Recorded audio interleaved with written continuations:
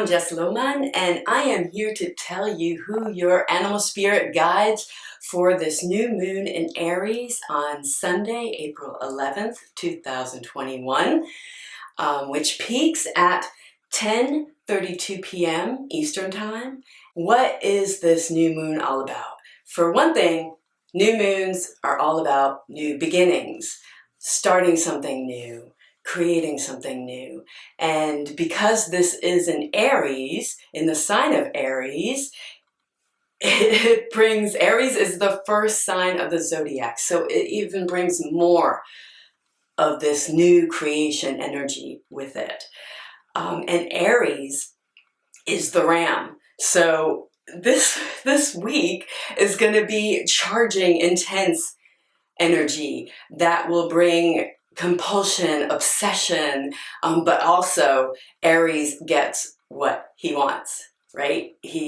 No matter what, he just is a go-getter. So this is going to be a wonderful time for you to start something new and create something new, and you will have the energy behind you to help you move forward and help you become successful in anything that you do that's new. These are cards from Kelly Eckert, What's Your Spirit Animal? And I love these cards. They're big enough, they allow me to shuffle, and what I do is I shuffle. I first set my space and I think about the new moon energy and what that will bring us, and I also think about who would be willing to help guide us through this time.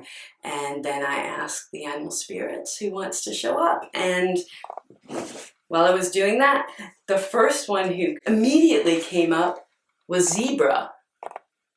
Isn't that beautiful? And then the second one was seagull. And then the third one, the powerful gorilla.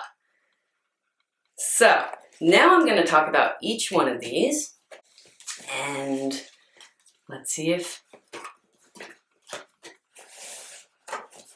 who resonates with you more. I wrote down some notes, so because it's a lot, and what I do for each reading, I talk about the animal in the wild. Animal spirits are wild animals. They're not your pets, because you have a different kind of communication with your pets and animals who you really know and who live with you. So animal spirit guides are wild animals, and every animal has a spirit and a soul. And yeah, there were a lot of messages from these three incredible animals, and what I do is I tell you a little bit about the animal, and then I talk about the conservation efforts, because yeah, there's a lot that we need to do in order to help protect these animals, because humans are not above nature. And we need animals, we need nature in order to survive and thrive. And I mean, I can't imagine having to, tell my grandkids, yeah, why aren't there any more elephants on this earth? So, there's a lot being done, but I think more needs to be done on our mindsets, and that we need to develop a deep ecological philosophy in that we're not above nature, that we have to work together and protect many, many different ecosystems on this earth so that we can survive as a species, because Mother Nature is resilient, humans not so much. So I do talk about the conservation efforts, and then I go into each animal's gifts, their lessons, their strengths, and also some challenges that they have, because just like humans, every animal has strengths, and I don't want to call them weaknesses, but things that you know, like warnings. They can help you, you know, turn those weaknesses into something that could be beneficial to you. So starting out with the zebra is such a beautiful animal. And when I think of zebras, I think sometimes of Marty in Madagascar. Have you ever seen that film? You know, Marty is like, woo, he's like a lot of fun. And then when he goes to Africa, he like sees hundreds of zebras just like him. And he's like, whoa, what's going on here? I thought I was individual. I thought it was unique. And he realizes later that he is, but at first he was like, whoa, everybody looks the same. But the thing about zebra is the stripes on a zebra, just like the spots on a leopard, just like our fingerprints, are unique. And and there are 3 different types of zebra species, and you can tell each type by the way their stripe patterns are. So that's I've known that for years, but that is, yeah, their stripes are just it's just so beautiful. I mean, you see zebra stripes on many different pieces of art, and it's just, they're just beautiful. And what they also do is they, you know, these stripes kind of ward off the flies. And but the black stripes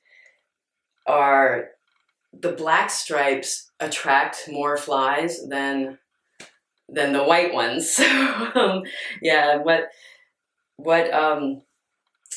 what can be a problem for some zebras is that they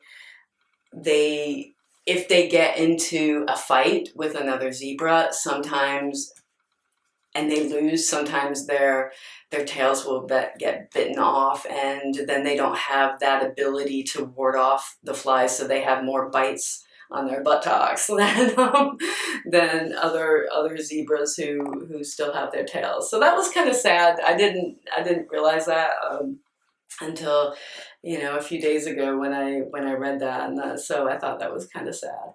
But yeah, the 3 species are plains, gravies, and mountains. And the subspecies, there are 8 subspecies, and 1 is already extinct, and that's the quagga, if I'm pronouncing that correctly. And they're only indigenous to Africa. You don't see zebras anywhere else in the wild except in Africa. And they live in woodlands, savannas, grasslands, mountains, and coastal hills, and various other places. So they're pretty diverse in where they live.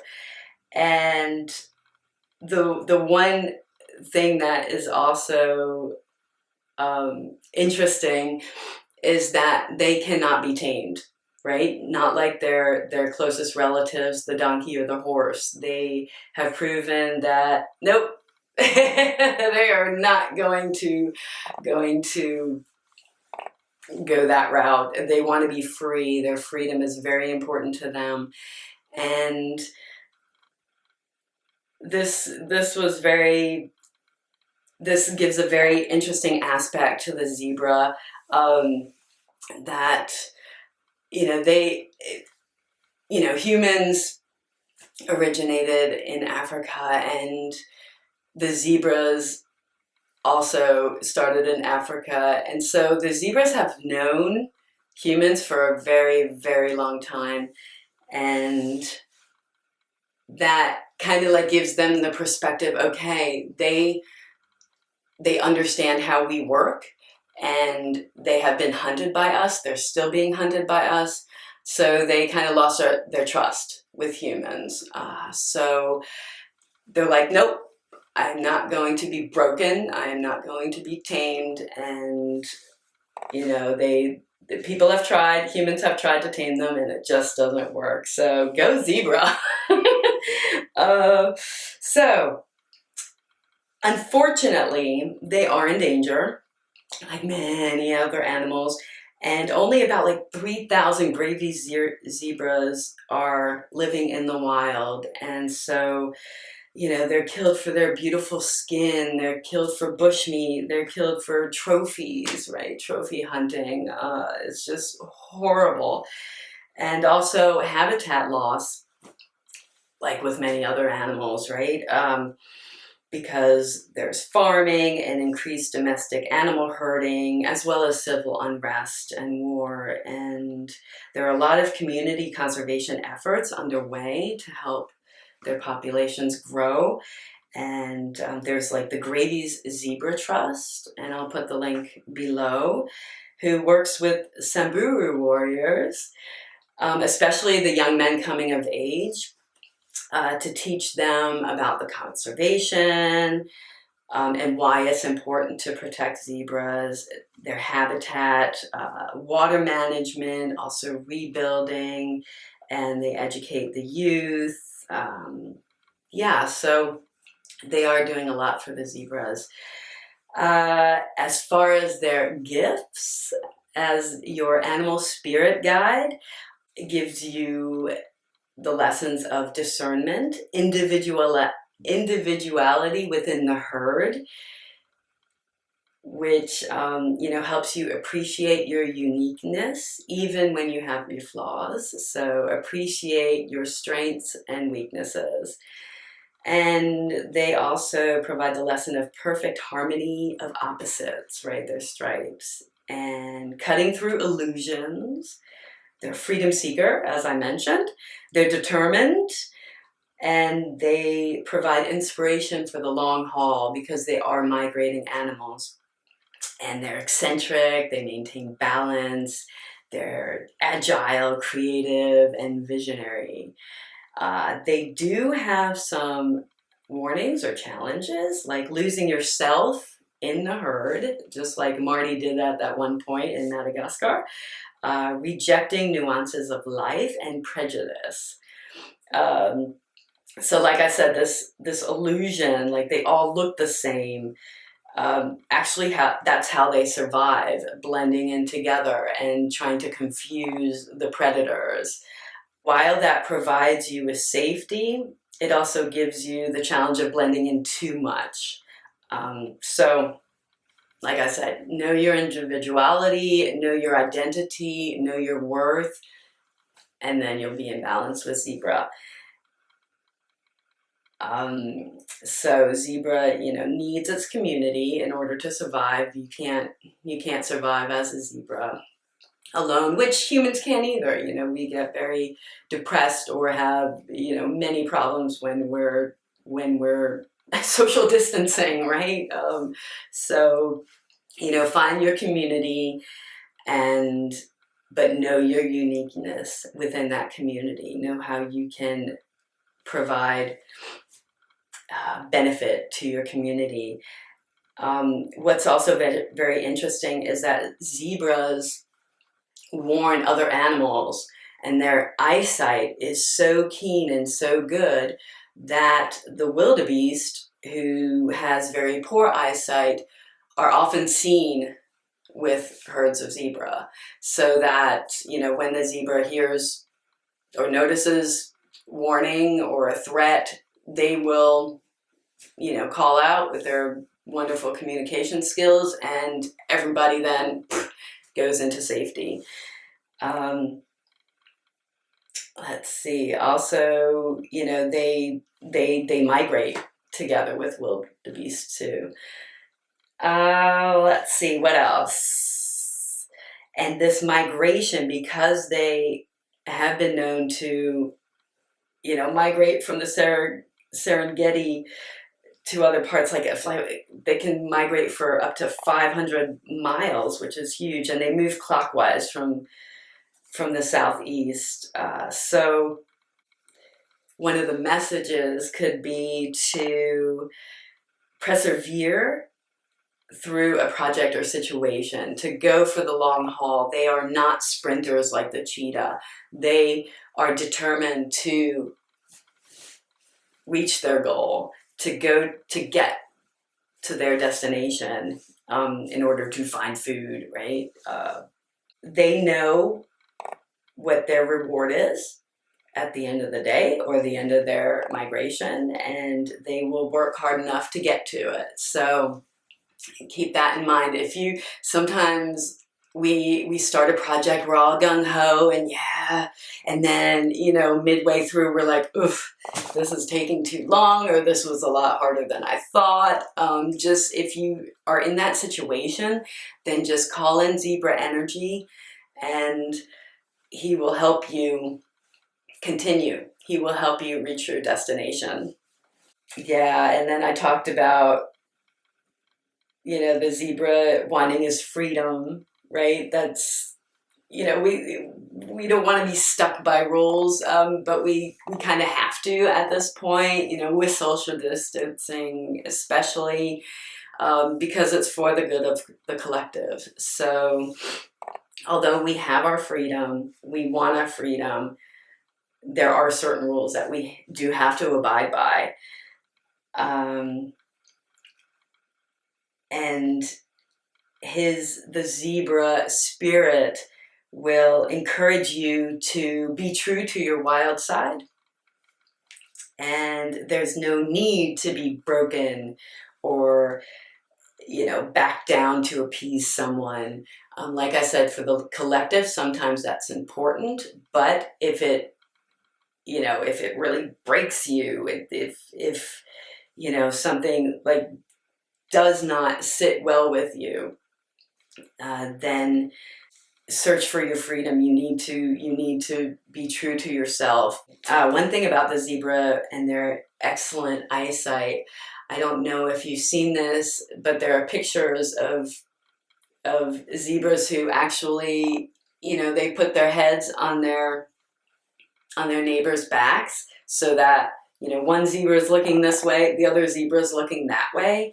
That, you know, keeps them safe because they have, you know, sight of all around them. So I thought that was interesting too, because, you know, it shows their compassion towards each other and how they value each other as a, you know, a friend and as their community, and it provides safety. One thing that you can learn from their eyesight is that sometimes, you know, since they have such a keen sense of sight, they might lose other senses. So, you know, zebra energy, when in balance, you use all your senses, right? Not just your sight, because you want to be able to hear danger as well. Make sure that you don't compromise one thing because you're really good at another. Keep all your senses in balance. Humans with zebra spirit have a lot of friends. They're fun to be with. They're the light of the party. They're just fun, filled with joy and laughter. So that's one other message, that if you feel like, oh, you know, maybe you're getting burned out or whatever from work, or you're just not happy, you know, nobody's really celebrating right now and hasn't been for over a year now, so it can get kind of depressing. Also, bring in zebra energy and maybe dance, you know, put on some cool music and dance, and just, you know, try to get that fun back into your life with your family. They can really help give us that boost. And yeah, and just make us feel better. Just make us feel happy.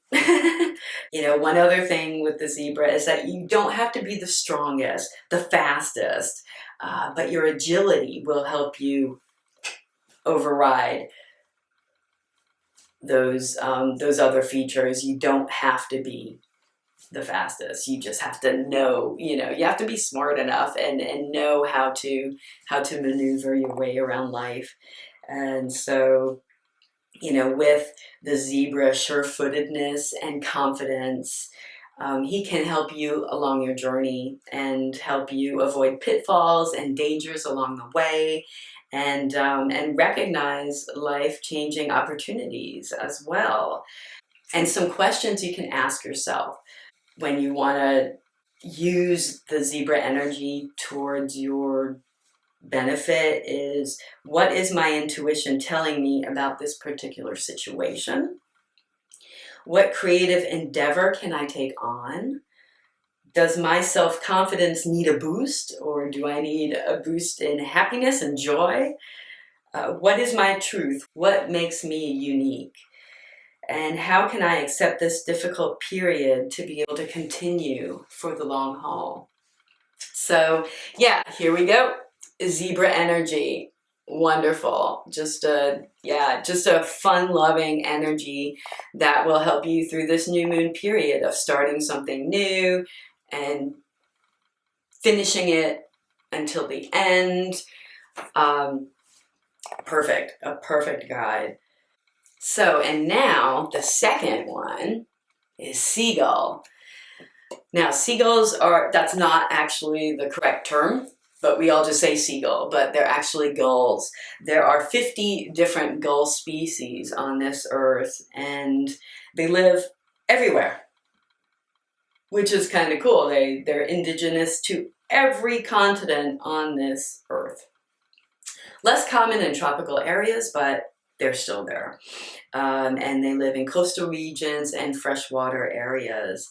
And they have a lifespan of like 10 to 15 years. And they've been around on Earth for 30 to 33 million years. That's a lot of time. So they really know what's going on in this world, right?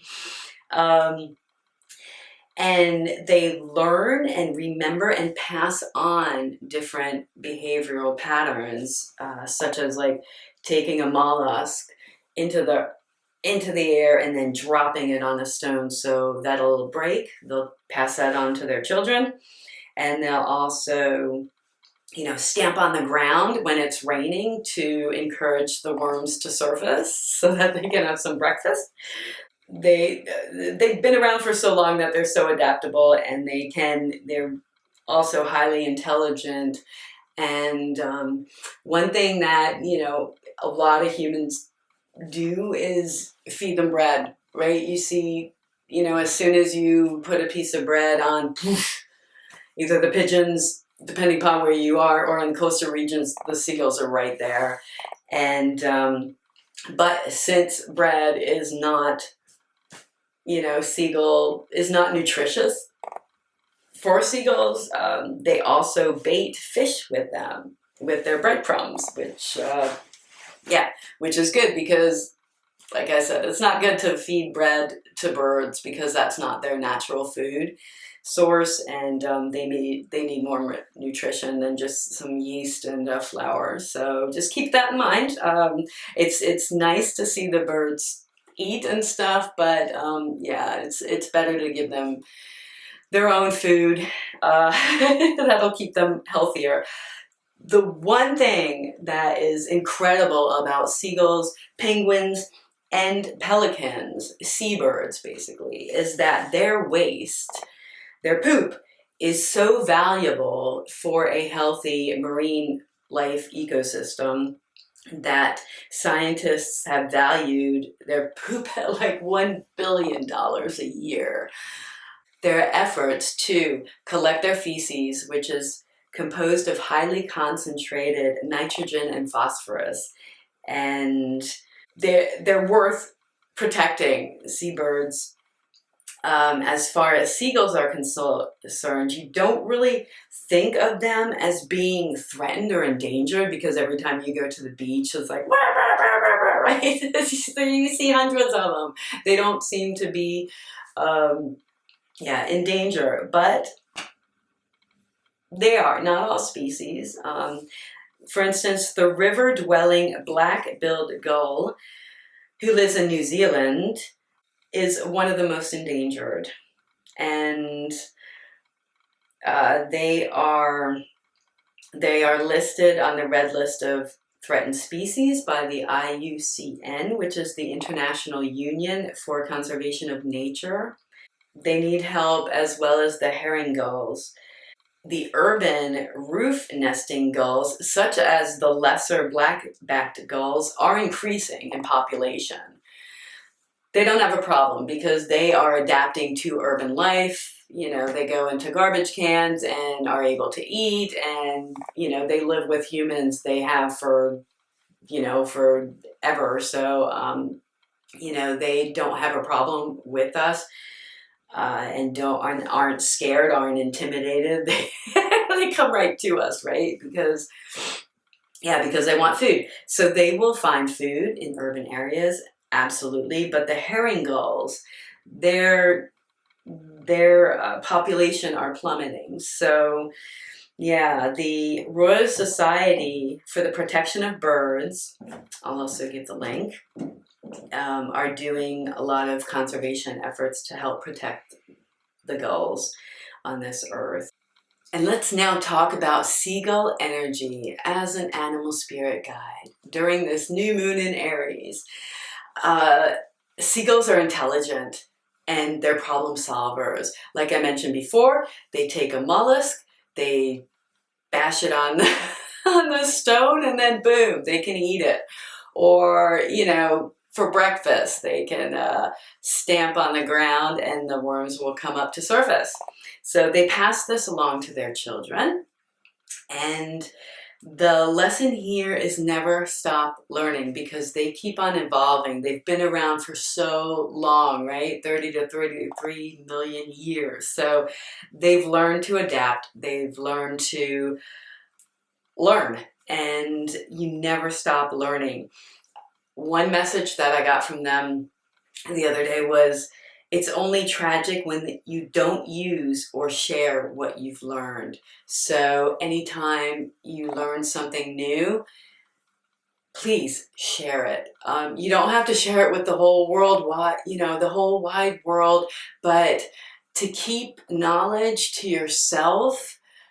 Yeah, I mean, I guess it depends upon the kind of knowledge, but knowledge that other people need to know, such as survival, such as being able to eat, you pass that along. You pass along life-changing knowledge, so that we can survive as a collective, so that we can thrive as a collective.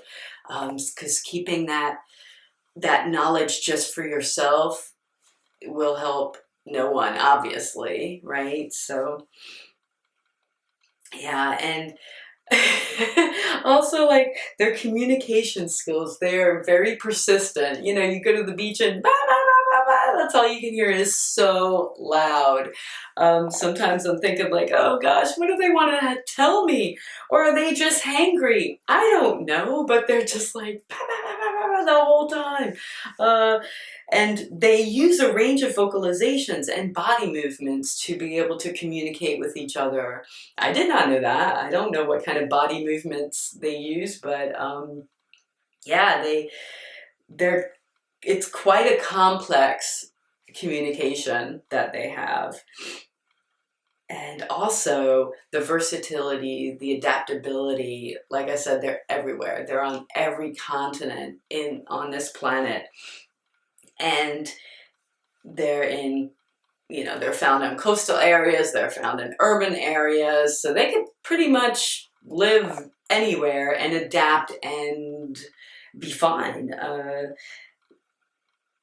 And so when you feel stuck and you don't know how to move forward, like, I would suggest just to call in seagull energy, because she will give you the strength and the knowledge to be able to adapt to any certain situation that you might need help with, to get you past that stuckness and to help you move forward.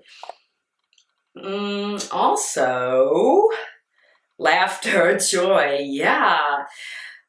Like, seagulls are fun. They have this carefree attitude, you know, they glide, and, you know, they're able to see a different perspective.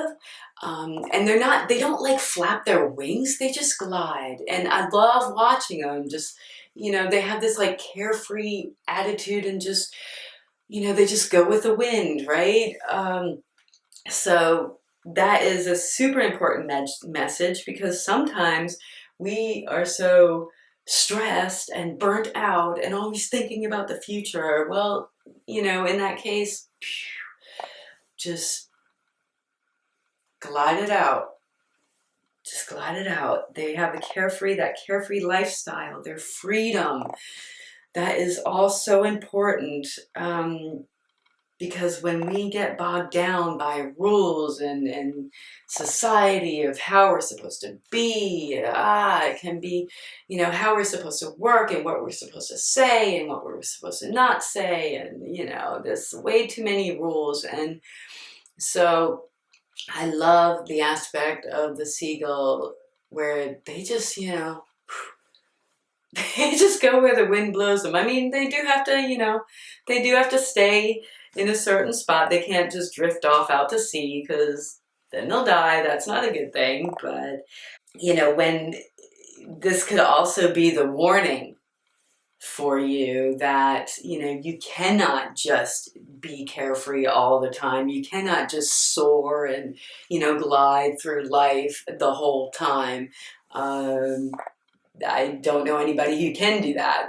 That would be pretty cool, but, you know, you do have to come down. You do have to get grounded, come down to earth, right? And the seagull needs air, water, and earth to be able to survive and thrive. Otherwise, you know, if he's just up in the air, he's not going to be able to eat, right? So think about that. Come back down and, you know, nourish your soul when you need it. When you need uplifting, when you need lightness to any kind of situation, a project, or, you know, work, or whatever, relationships, whatever, you know, think about the seagull, and even watch a video or something. That always helps me when I feel I need a certain kind of energy. Then, and I you know, I want to be able to see it visually, and not just in my mind, then I'll watch a video. So try that. Other times I do meditate, and that helps too. And, you know, you can meditate and glide through the air as well. Resourcefulness, right? Resourcefulness. The seagull, the waste of a gull, the poop is so valuable. So the seagull is telling you, know your worth, every part of your worth, because even though it may not seem like it, or it may not look like it's valuable, a particular part of you, it is, no matter what. And she also sent a message to me about resourcefulness. Plastic in oceans, that is, you've seen the videos, you've seen the pictures probably, where oceans are just full of plastic, and there are so many different conservation efforts to get rid of the plastic, either by collecting it or having microorganisms that eat it, or how about not producing any more plastic? That would help too. But we have the plastic that we have, right? Well, seagulls, pelicans, albatross, right? They digest this plastic and they die. And so seagull's message for me right now, to tell you, is to reuse, repurpose, recycle. Don't waste. Try to reduce waste. You know, waste can be valuable. So if you have something in your house, let's say, okay, I don't know, a candle. I'm just going to use this just because it's right here, right? I have my candle. And, you know, I'm not going to throw it away. I actually do have a bag of candle pieces, so I never throw it away. At some point, someday in my life, I will make my own candle. I know I will. So I have this big bag of candle pieces. And, you know, there's so many things. You can repurpose anything there, you know, and you don't have to be handy. You just have to look on YouTube and see how you can, you know, make something new out of something old, right? There's so many different ideas, so many DIY, do-it-yourself, creative ideas that you can do with the stuff you have. So that is a super important message, not just for you during this time at the new moon, but any time, right? That's a life message that we all humans need to understand and learn and be able to, you know, use in our daily practice, right? Just to keep on thinking, okay, how can I create less waste in this world? Or how can I make the waste that I do have, that I do create, more valuable, right? So, questions to ask yourself from using Seagull energy would be, what new skill will benefit me when learned? What rules can I break? I like this one. What rules can I break or bend to move forward more easily? What is wasting my time, my energy? What is my truth? What makes me unique?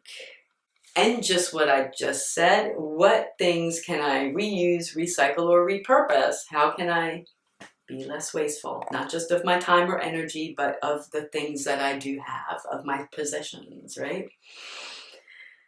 So that was the beautiful Seagull. And thank you for your message, Seagull. So, and now our last guide for the new moon in Aries, the gorilla. What a beautiful soul. And I think like the primates, the chimpanzees, the gorillas, they are closest to us, right, from DNA, and we have a very strong connection with them, and we can learn so much from them, so much from gorilla.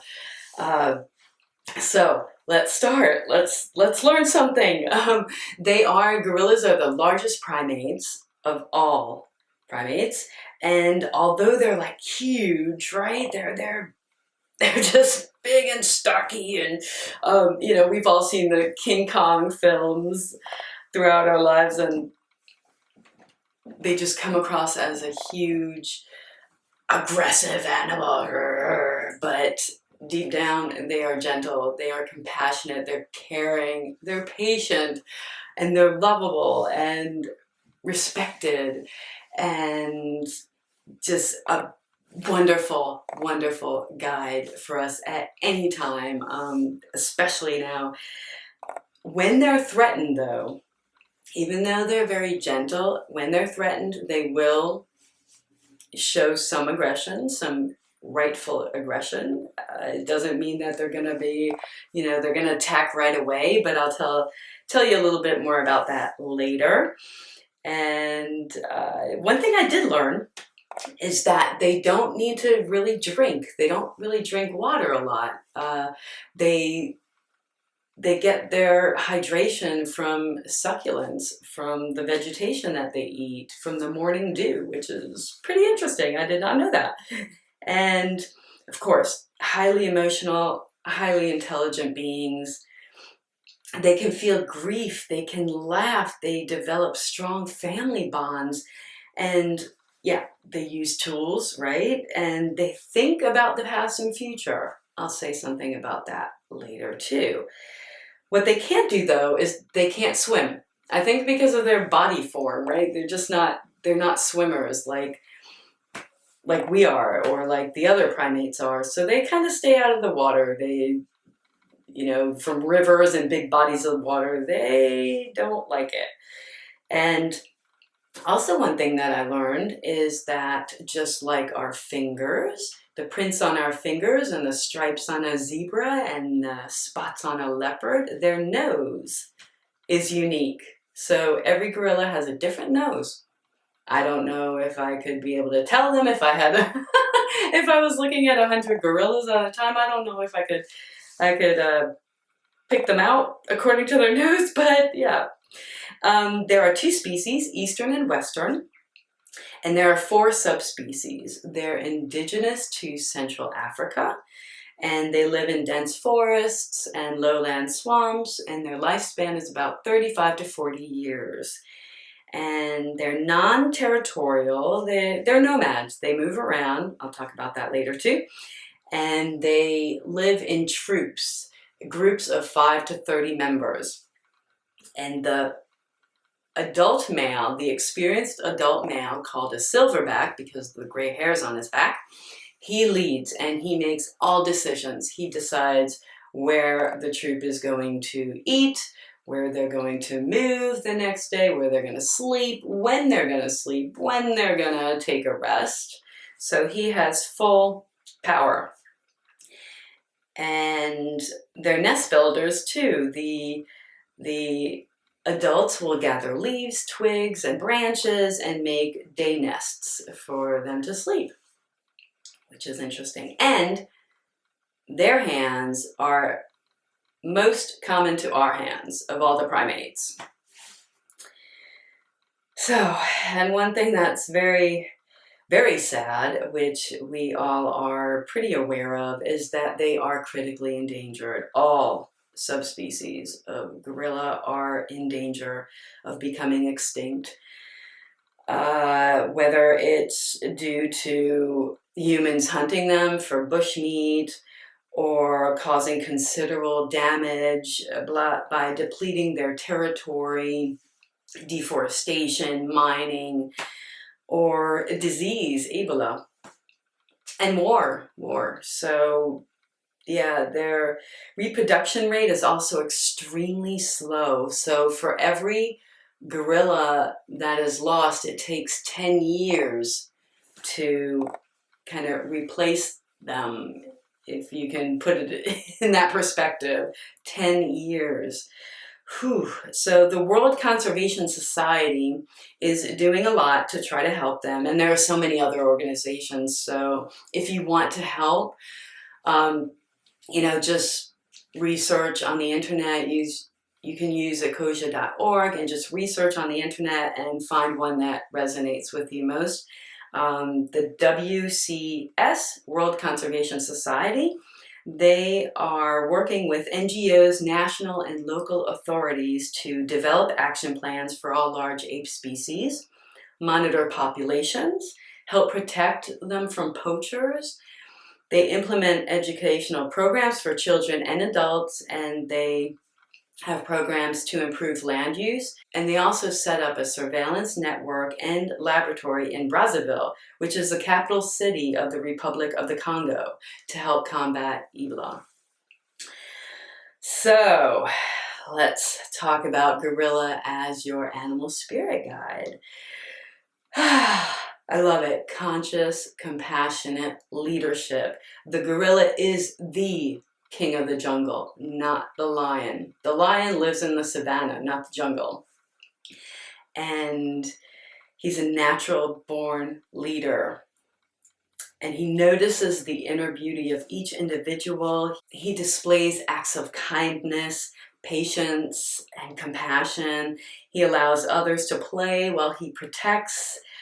And he shares his gift of nobility, which inspires you in times when you feel powerless to hold your head up high, stick your chest out, breathe in deeply, and if you feel you need to, pound on your chest. When you do that, you might want to do it alone, you might want to do it in public, it doesn't matter. When you do that, you will feel his energy. And own it. Own that power, own that leadership. One other thing is his sophisticated communication skills. So he understands that leadership doesn't mean hostility. And because he's a strong communicator with the ability to learn 2,000 words in sign language, Coco did that, he is teaching us, he is teaching you to carry out your message in a gentle, fair, yet assertive way. So that inspires others to listen. If you do it in a shaming and blaming way, like we see all over social media, pointing fingers, blaming others, just being nasty and disrespectful, nobody's going to listen to you, right? People just block and say and move on. They won't listen. So, I think of Dr. Jane Goodall and Sir David Attenborough, for what they've achieved. They are respectful, compassionate leaders of this world, and they lead with understanding, but also determination and firmness. They tell it like it is, but they do it in a very respectful way, and that's what inspires others. That's what makes them listen. So he sends you the powerful gift of conscious leadership and parenting, even, because when you think about it, they allow the children to crawl all over them, pulling their hair and everything, and they just sit there. They're just so lovable and so gentle. The patience of, oh gosh, I wish I had their patience. And that also, with their experience, that's another gift that they give us. With their kindred spirit, they think and they make us think. They think about the future. They think about the past. They are able to understand this in a way that we don't normally think that animals understand. We think, or society thinks, I don't think this way, but society thinks that we are on top of nature. Well, Gorilla tells us, is the prime example to tell us, no, we are not on top of nature. We are not the most important species in this world. They think and grief and know what's going on in this world too. And when I think about like the wise gorillas, that's another thing. Wisdom is another gift. Those gorillas who have been around for over 20 years, they know what life used to be like. They know what their environment used to be like. And I felt their energy while I was writing this, because they fear the future for their children just like we do. They were telling me this. They were like, say this to the world, tell this message that they know what's going on. They can feel the problems in this world, and they can see the environment. They can see humans destroying the environment. Their life is so much different than it was 20 years ago, and ours is too.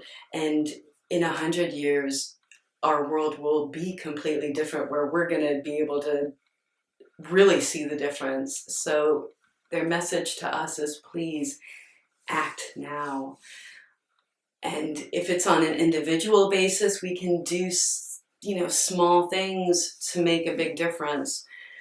They want us to act on a global level. They want the governments to be responsible, corporate entities to be responsible,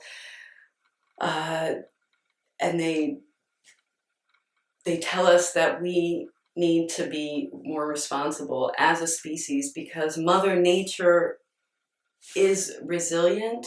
Nature will survive without humans. We're not that resilient, no. And so this is his message to us, to respect nature, respect life, because he is very wise. He knows what he's talking about. He knows what he's feeling. He can feel this. He can see this. He sees what's happening, and he thinks about the past, and he fears for the future. One thing that you can see if you look at a gorilla in a zoo, you can see the depression in their eyes. It's very obvious. But when I see like gorillas in the wild, I don't see them in the wild. I've never seen one in the wild, much to my dismay. But when I see videos, you can see right through their eyes. You can see right through their soul. And they have the same feelings that we do. Sentient beings with an enormous amount of emotion. And we can't destroy them. We have to protect them and many other species, our environment. That's his message. That's his main message that he wanted me to share with you. And about one thing that I said earlier, his rightful aggression. He will fight when he needs to, like when he's threatened. His only predators are humans, but there are also intruders, gorilla intruders. No other animal really messes with the gorilla, right? So if another gorilla will come and, you know, and try to move his way in, first, if it's not an immediate threat, like an aggressive immediate threat, the gorilla would stand up, he'll pound on his chest, he'll wave a stick, he'll, you know, try to stand up as tall as he can and, you know, communicate with the intruder and say, hey, no, move out of my way, get out of my community, out of our space. We don't want you here. He will fight, though, and he will fight to the death if the intruder does not go away. So that, to me, it's not an aggressive behavior, but it's a very assertive, and he will fight if he needs to. One thing to be a little warning, I guess, a challenge for the gorilla is he loves attention. And you can see it when the kids are on him. He may look like he's bored or whatever, but he's just sitting there and he's just loving it. But when he doesn't get attention, he can get quite egotistical. So this is his message to remind you to, you know, think that you don't always have to be in the limelight. You don't always have to get attention to be able to make an impact. Just sitting there in your power is enough, right? So you can let others have their limelight too, have their tea too. And another warning is moving too much and not being able to settle down. They are nomads. They go where the food is. They do not stay in one place for very long, maybe just a night or 2 nights, and then they move on. The silverback will move the troop to where the food is, and they'll stay there for as long as the food is there. So one warning is to, you know, not always be on the move. You don't always have to be on the move. Sometimes it's more beneficial for you to stay there if there's plenty of abundance where you are. Stay there, but then when there's nothing left for you, then you can move on. So, you know, with this nomadic perspective of gorilla, he wants you to, you know, to settle down when you need to settle down and move on when you need to move on. That's it. Know when the time is right. So that was gorilla. So we had a zebra, a seagull, and gorilla to help us through this new moon experience, which will be on April 11th. That's the peak. That's the peak of the new moon on Sunday at 10:32 p.m. Eastern Time and 4:32 a.m. in Paris, or where I am in Germany, in Central European Time. And this new moon with these animal spirit guides, this may just give us the boost that we need of intense energy to get something created, get something new created, to create something new. And we can leave behind any hidden fears. We can, you know, be careful of self-sabotage and doubts and just use these powerful messages of leadership, of freedom, of joy and laughter. All of them had joy and laughter. Sometimes we don't need to take life so seriously. We need joy in our life. We need happiness in our life. And the gorilla, he knows when to let his community have fun, because that will give him the respect and the love that he needs to be able to lead. And when his loved ones are happy, when his community is happy, everybody's happy, everybody thrives, and they all, yeah, can live a good life. So, yeah, when I say where there is compassionate leadership, there is much needed change that will be made. So that was it for today. I hope you enjoyed their lessons, and I will put a link in the description box to share my full article about their lessons. And if you like this, go ahead and like the video, subscribe for other new videos coming up, and also share it with your friends. And if you want your personal animal spirit guide reading, I will give a link down there too, and you can book a reading, and I will show you who wants to guide you at any particular time in your life. If you have challenges, if you're working on a new project, if you want to create something new, if you are just curious about who your animal spirit guides are. Yeah, let's talk about that. Okay, that's all, and have a wonderful new moon experience, and I'll see you next time. Bye.